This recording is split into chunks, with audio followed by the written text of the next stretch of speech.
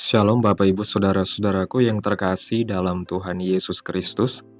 Selamat malam, salam sejahtera bagi kita semua, dimanapun saudara-saudara berada.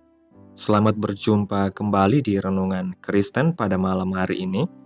Kiranya kekuatan dan sukacita oleh Roh Kudus melimpah dalam hati dan kehidupan saudara-saudara semua, dan kiranya saudara semua dalam keadaan sehat selalu. Pada malam hari ini sebelum kita mendengarkan renungan firman Tuhan, mari terlebih dahulu kita berdoa. Allah Bapa kami yang mulia dan kekal, Engkau Bapa yang kudus dan ajaib, Bapa yang kami tinggikan di dalam nama Tuhan, Yesus Kristus. Kami mengucap syukur Tuhan oleh karena pertolongan-Mu di sepanjang hari yang telah kami lewati. Kami boleh dimampukan Tuhan untuk melewati hari ini, melakukan tugas tanggung jawab kami, mengerjakan segala aktivitas kami dengan pertolongan Tuhan. Pada saat ini ya Tuhan, kami hendak mendengarkan firman-Mu. Berilah pengetahuan dan bimbinglah kami, agar apa yang Engkau firmankan dapat bekerja sesuai kehendak-Mu. Bukalah hati dan pikiran kami untuk mendengar dan menerima firman-Mu. Kiranya firman-Mu ini dapat kami lakukan di dalam setiap kehidupan kami dan menjadi berkat dalam hidup kami. Berbicaralah ya Tuhan, kami sudah siap mendengarkan. Di dalam nama Tuhan Yesus Kristus kami berdoa. Amin. Bapak Ibu Saudaraku yang terkasih, ayat renungan kita pada malam hari ini terdapat dalam kitab Mazmur pasal 54 ayat 9 yang berkata demikian. Sebab ia melepaskan aku dari segala kesesakan, dan mataku memandangi musuhku. Bapak Ibu Saudaraku yang terkasih, tidak ada manusia di dunia ini yang hidupnya tidak pernah menghadapi masalah. Selama manusia hidup di dunia, masalah itu pasti akan tetap menghampirinya. Kalau kita nanti sudah mati, barulah masalah tidak lagi dialami. Itu pun kalau kita didapati mati di dalam Tuhan. Bisa jadi kalau meninggalnya di luar Tuhan, apalagi kalau mati karena bunuh diri, masalah akan tetap dihadapi. Masalah yang terjadi di dunia ternyata amat beraneka warna. Ada masalah ekonomi, masalah pekerjaan, masalah pelayanan, pendidikan, keluarga, dan masih banyak lagi masalah-masalah lainnya. Tidak jarang terjadi bila masalah melanda hidup kita. Ada rasa ketakutan dan kekhawatiran, serta kelelahan, akibat tekanan-tekanan yang mungkin terasa begitu berat bagi kita.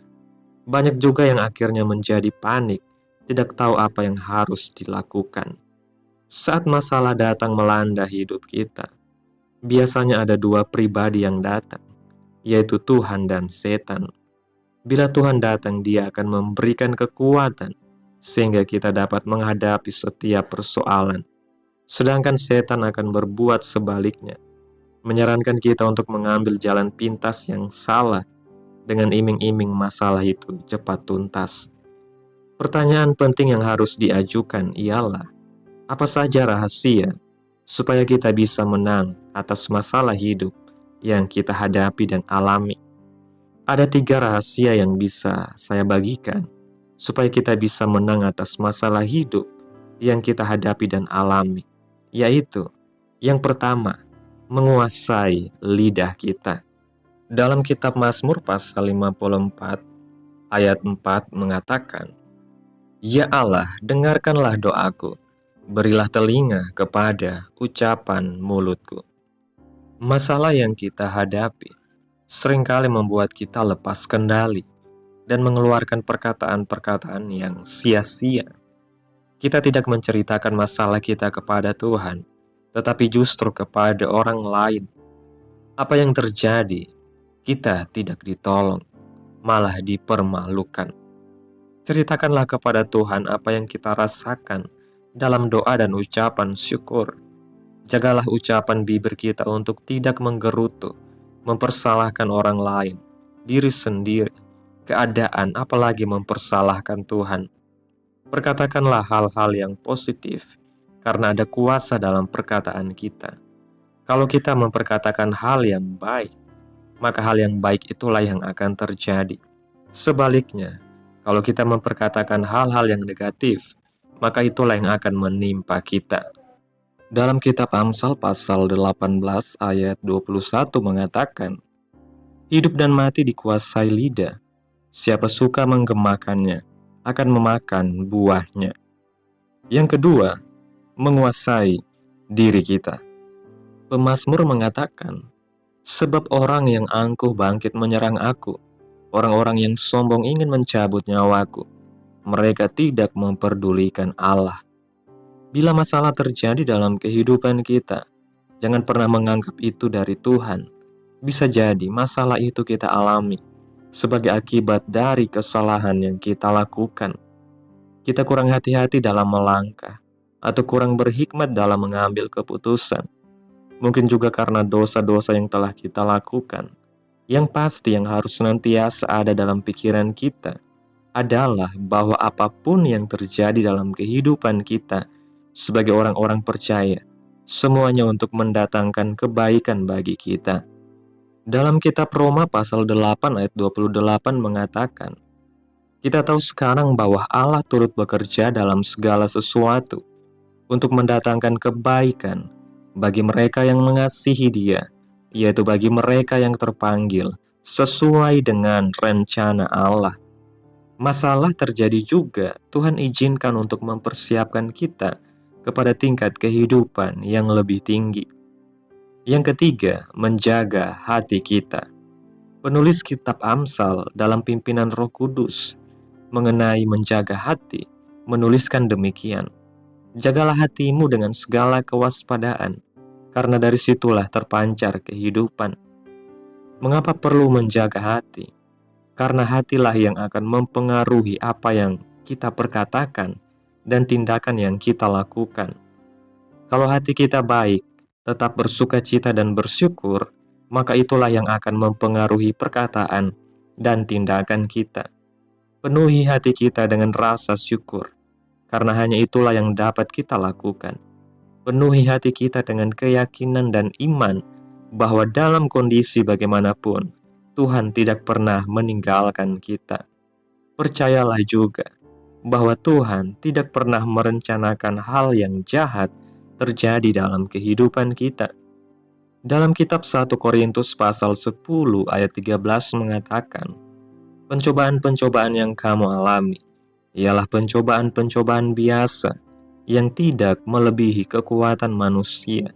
Sebab Allah setia dan karena itu, Ia tidak akan membiarkan kamu dicobai melampaui kekuatanmu.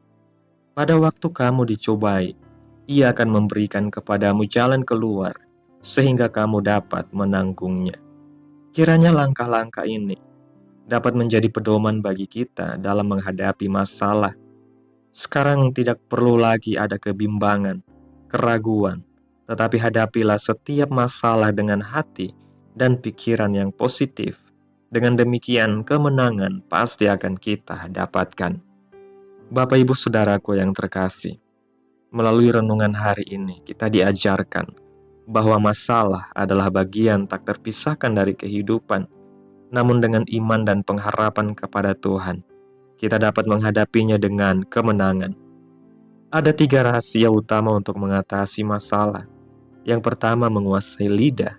Jangan sembarangan berbicara, tetapi ceritakan pergumulan kita kepada Tuhan dalam doa dan ucapan syukur. Hindari perkataan negatif, karena hidup dan mati dikuasai oleh lidah. Yang kedua, menguasai diri. Ketika masalah datang, jangan langsung menyalahkan Tuhan atau orang lain. Sebaliknya, introspeksi diri, berjalan dengan hikmat dan percaya bahwa Tuhan turut bekerja untuk mendatangkan kebaikan. Yang ketiga, menjaga hati. Hati yang penuh iman, syukur, dan sukacita akan mempengaruhi perkataan dan tindakan kita. Percayalah bahwa Tuhan setia dan tidak akan membiarkan kita menghadapi pencobaan melampaui kekuatan kita. Melalui renungan firman Tuhan hari ini, kita diingatkan untuk tetap bersandar pada Tuhan dalam setiap situasi, Dia akan memberikan kekuatan dan jalan keluar bagi mereka yang mengandalkan Tuhan. Amin. Tuhan Yesus memberkati. Demikianlah renungan firman Tuhan pada malam hari ini. Biarlah menjadi berkat bagi saudara-saudara semua yang sudah mendengarkan. Dan untuk menutup renungan pada malam hari ini, mari kita berdoa. Terima kasih Tuhan Yesus yang baik, Engkau Allah yang kudus dan mulia. Kami mengucap syukur atas pertolongan-Mu, penyertaan-Mu, juga atas kasih dan berkat-Mu dalam kehidupan kami. Kami berbahagia dan bersyukur atas kebaikan Tuhan dalam hidup kami. Terima kasih buat penyertaan Tuhan di sepanjang hari yang telah kami lewati hingga pada malam hari ini. Kami boleh bersyukur lagi di hadapan Tuhan melalui doa dan renungan pada malam hari ini. Terima kasih buat firman-Mu yang menguatkan kami hari ini. Terima kasih karena Engkau telah mengingatkan kami bahwa dalam setiap masalah yang kami hadapi, Engkau hadir untuk memberikan kekuatan, hikmat, dan jalan keluar. Ajarlah kami untuk menjaga lidah kami, supaya perkataan kami menjadi berkat dan penuh syukur kepadamu. Mampukan kami untuk menguasai diri dan memahami bahwa segala sesuatu yang Engkau izinkan terjadi adalah demi kebaikan kami. Penuhi hati kami dengan iman dan sukacita, agar kami tidak goyah di tengah badai kehidupan. Tanamkan firman-Mu dalam hati kami masing-masing, dan mampukan kami untuk dapat melakukan firman-Mu sesuai dengan kehendak Tuhan. Biarlah perkataan-Mu menyegarkan jiwa kami Tuhan, menghidupkan hati yang lemah dan lesu, dan membangkitkan harapan dan kasih. Berkati umat Tuhan yang sudah mendengarkan firman Tuhan hari ini.